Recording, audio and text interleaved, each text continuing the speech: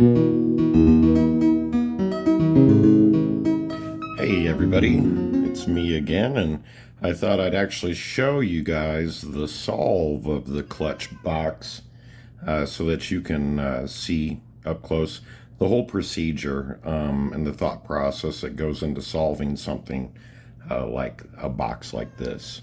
Something that's made extremely precise, and I know I've put up a video with a short before about this.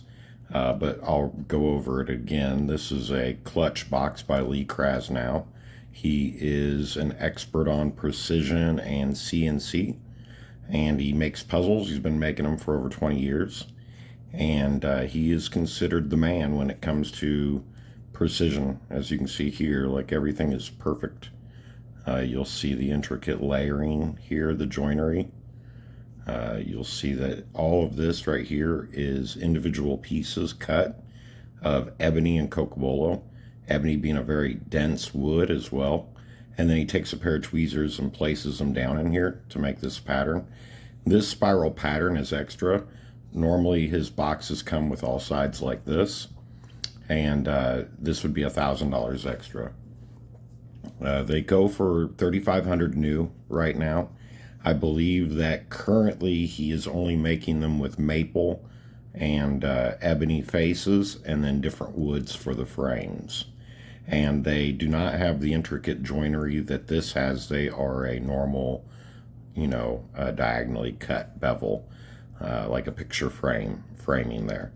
They are also half aluminum and half wood, and they come completely apart, which is a good draw of those. This is a wooden one, all wood, so it doesn't come completely apart.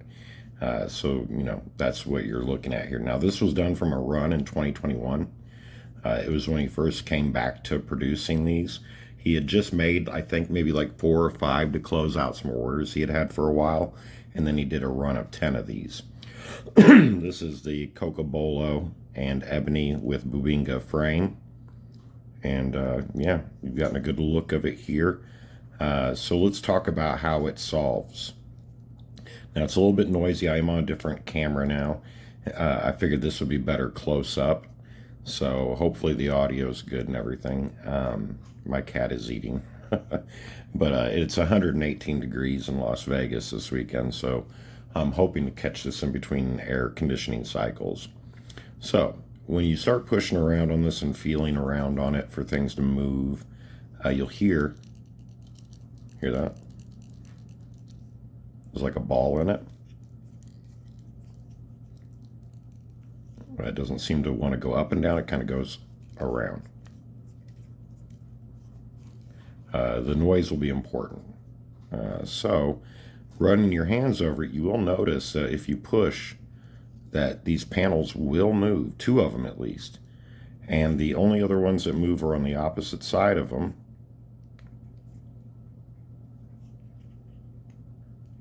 Once these are pulled out, it unlocks the sleeve, which allows that to come up. At this point, you're supposed to just close it and lock it. What this does is it separates the outer sleeve of the box from the mechanism of the puzzle. Now, at this point, you'll notice that you can move the top around, but there's not a lot to figure out from that. It moves very smoothly. It is quite satisfying, actually, to just sit there and do that. But let's see what's going on now. If you listen, but what you're hearing, all right, is a ball bearing.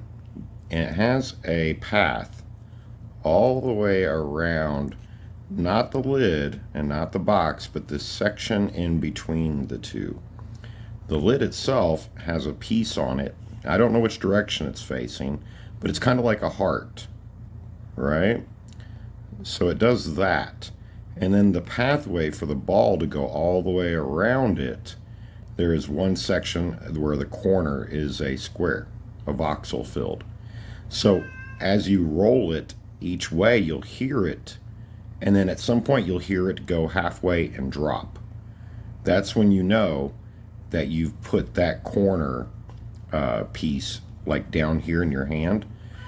And what happens then is if you go down here with it, you create a path that goes like a snake and locks right here. So you allow the ball to go the entire path, get stuck here, and then when you slide the lid, it will activate the mechanism inside. So people call it a two-phase puzzle. I think it's really a three-phase. It's figuring out how to undo the sleeve. It's discovering the ball pathway, and then discovering how to stop the pathway and using that as a mechanism. So let's listen.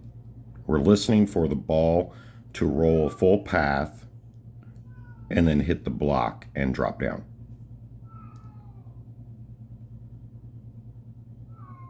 I also want this to be heard right now because I had a friend tell me that if my cat was being annoying while filming, to just lock her in the bedroom. And I said, okay, sure. And you are hearing now the side effects of that. So it is not something I can actually control. I was doing it real hard on the side. Having it upright is actually kind of easier to tell where the ball is. So we're going to listen real carefully.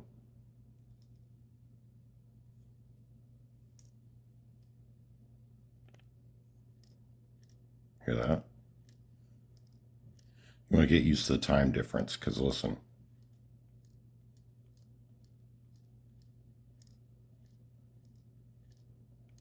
That's short.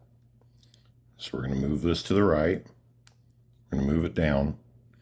And it's creating now a path that goes like this. We're still on the short side. Now if we go left and forward, we really want to kind of like, because this is all super precise. That feels about right. Yep, we're getting pressure now. Instead of it just sliding all the way left, it's kind of stopping here. Now watch this. We just give it a little bit of force. It's like, whoomph, it's like a vacuum seal that comes out. And then you get your Lee 2021. See the little micro dowels in here. This is the mechanism itself. So when we get it down like to here, I believe it was.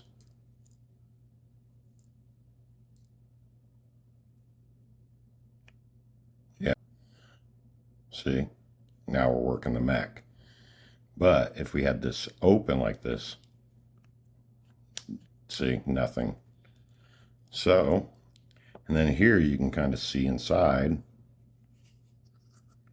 Very dense construction. If you have these open,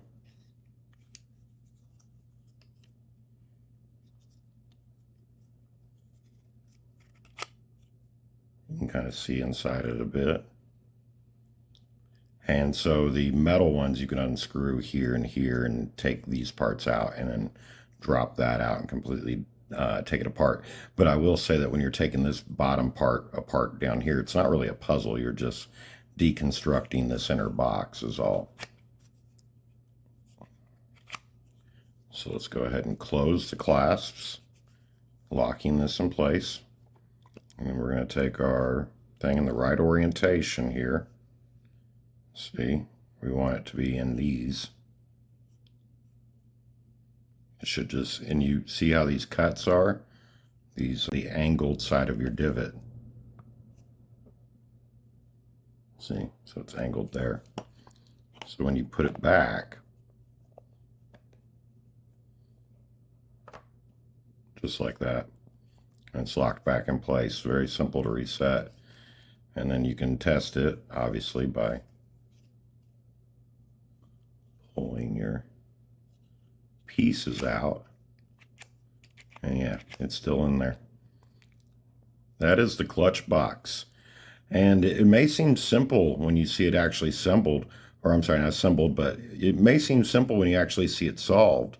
But in the reality is discerning what you're hearing with that ball moving around and the shape of the path, and then deducing by moving the top plate around until you make a blocking path for it. And then, knowing then that you've blocked it and testing it to be able to push over and pop it up. I'll keep it. I had this box. I've had two of these for over a year. I would imagine I've owned these for over a year. And I've had one in my possession for over a year.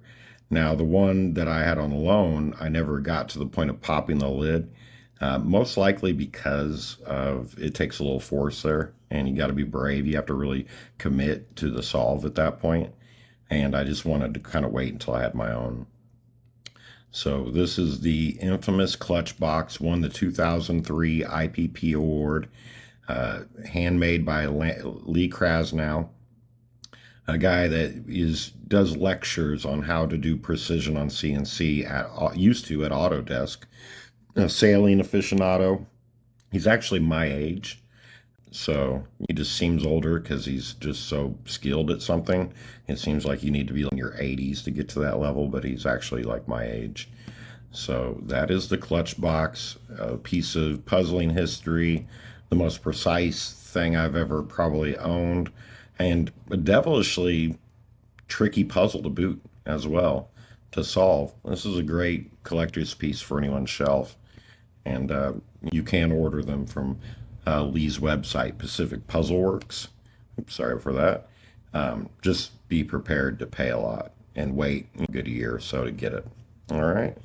We'll be doing some more puzzles. I didn't do the second half of Dwemer on video because it was just so long. I didn't make a Bernova 2D video, even though I have it. I did send it out to get lacquered. So might as well make a video once it's lacquered up and looking cool. I was going to lacquer up this Stickman OHB, but I decided that this fitment, this is the #1 copy with the special eye from Asher, and that's perfectly centered, so that's intentional. Now, yellow heart is not the type of wood you'd want to lacquer. It's got its own natural grain and feel and hue that would just be thrown off by a lacquer. These pieces, on the other hand, are of mixed exotic woods, like purple heart, paduk, holly, walnut. Walnut's not really exotic, but they are unfinished. And now that I know what his inspiration was with McFarland, it kind of makes more sense. What I'll most likely do is wax these just to kind of make the wood pop a little and give them a little nice, smooth sounding motion. This puzzle, though, is all about procedure, procedurally pulling. Well, chaos and procedure. You pull a pin, they pop out, and then you pack them all in one at a time. So it takes a procedure to actually accomplish.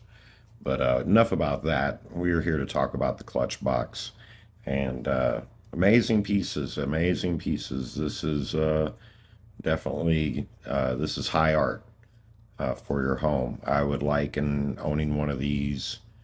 I'm hard to place it, honestly. It's like having probably one of the big barracals or something. There's probably about 40 or so of these in the world of different variations of build, but there's only 10 like this. And like I said, I had 20% of them in my possession for a while. That's that gag video I made where I kept showing one in a different hand, and I was acting like I was tossing it back and forth.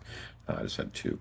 And there you go. So I would rate this, honestly, puzzling wise, it had me stumped for a long ass time. So I would say this is like a 7.5 and 8 on puzzling. It's not a lot to it. It's not an SD puzzle, but it doesn't need to be. It has a unique mystery in it that really takes a lot of your senses to solve. You got to kind of feel it, hear it, and then you got a lot to look at while you do that because it's just so beautiful. As far as craftsmanship, this is 9.99 all day, 9.999. Nobody does it like him. There's a few guys out there that can really do it like him, like Wayne Daniels, and Jerry does his thing. But nobody's is just so completely anal about showing off their ability to be precise as Lee is. Lee's an absolute perfectionist. And he's had wood cut for his next project for 6 years now. And it's just sitting there waiting. So, it's all art and craft to him on a high level.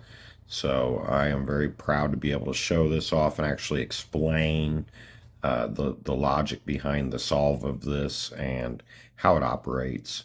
I know there was some cuts in there because honestly, I had to get it up and hold it to my ear just to 100% be positive, and it would have been annoying just to keep trying and trying over again and failing. So I show you guys the stuff that works. And so there you go, guys. This is the Clutch Box by Lee Krasnow. Averaging the ratings out, this is like a 9.7 overall. This is top tier stuff. I'll try to get you guys some more cool stuff of this caliber in the future. So you guys have a good one, and I'll see you soon.